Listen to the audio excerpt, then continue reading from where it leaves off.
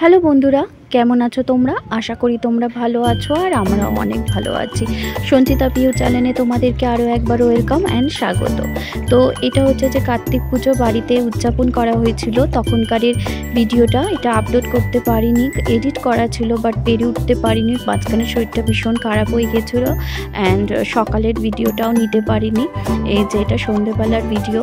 তো উপরে সব গোছান গাছান করে রাখা হয়েছে। ঠাকুরমশাই আসবে মানে সন্ধ্যেবেলা এসেছিলো ওই 7:30 8টার সময় করে। তার আগে তোমাদেরকে ভিডিওটা করে দেখালাম। এই যে খুব সুন্দর করে সাজানো হয়েছে।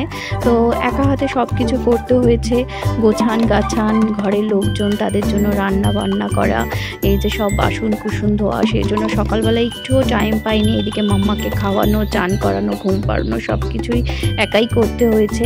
এদিকে জোগাড় পাটিগুলো আমি আমার বোন মিলে দুজনে মিলে করেছি।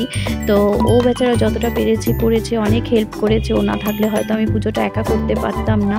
ছোট বাচ্চা সাথে নিয়ে একা পেরে ওঠা যায় না। আর এদিকে মামনি তো কিছুই মানে করতে পারে না শাশুড়ির পায়ের ব্যথার জন্য। মায়েরও পায়ের ব্যথা, সেই রকম মাও কিছু করতে পারে না। উপরতলায় করা হয়েছিল বলে ওরা ওঠানামাও করতে পারে না। তো ঠাকুরমশাই এসে গিয়েছিল। তো পুজোটা স্টার্ট করে দিয়েছিল ওই 7:30 8টার সময় করে। তো পুজো শেষ হতে হতে 10টা 10:30 বেজে গিয়েছিল। তো অনেক পাড়ার লোকজনদেরকেও নিমন্ত্রণ করা হয়েছিল। সবাই মোটামুটি এসেছিলো ওই 7:30 8টার সময় করে। পুজো হতে হতেই ওইদিকে খাবারও স্টার্ট করা হয়ে গিয়েছিল। তো এদিকে ঠাকুরমশাই পুজো স্টার্ট করে দিয়েছে। তো আমি রেডি হতে হতে আস্তে আস্তে এখানে ভিডিওটা একজনকে দিয়েছিলাম, বলেছিলাম করার জন্য, সেই ভিডিওটা করছিল। তারপরে পুজোর মোটামুটি হয়ে গিয়েছিল। তারপরে এই যে তোমাদেরকে দেখাই, এখানে যজ্ঞ হচ্ছিল। তো যজ্ঞটা খুব সুন্দর হয়েছে। তো যজ্ঞটা করার পরে আরতি করা হয়েছিল। তো এই যে তোমাদেরকে যজ্ঞটা দেখাই। তো চলো সাথে থাকো, দেখতে থাকো।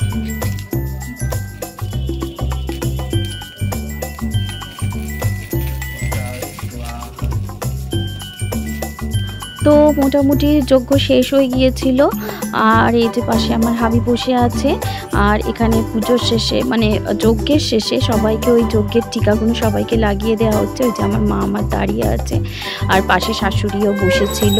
আর যজ্ঞের পরে তারপরে আরতি করা হয়েছে। আরতিটাও খুব সুন্দর হয়েছে। সত্যি কথা বলতে খুব মানে মাথার উপর থেকে অনেক বড় একটা দায়িত্ব পালন করলাম। মানে অনেক দিনের এটা আমার কার্তিকটা ঘরে রাখা ছিল। মানে 10 থেকে 12 বছর আগে কার্তিকটা ফেলা হয়েছিল। তারপরে 3 বছর পুজো করে রেখে দিয়েছিলাম। তো এবার উদযাপনটা করে দিলাম, যেহেতু মাথার ওপর মানসিকটা রয়ে আছে। যতক্ষণ না পুজোটা করছি মনে শান্তি হচ্ছিল না। যাক গিয়ে খুব ভালোভাবে কাজটা সম্পূর্ণ হয়েছে। আর এইদিকে বাইরে সব খাওয়া দাওয়া চলছিল। আর যারা এসেছে সবাই কার্তিকের জন্য একটা একটা করে গিফট নিয়ে এসেছিল।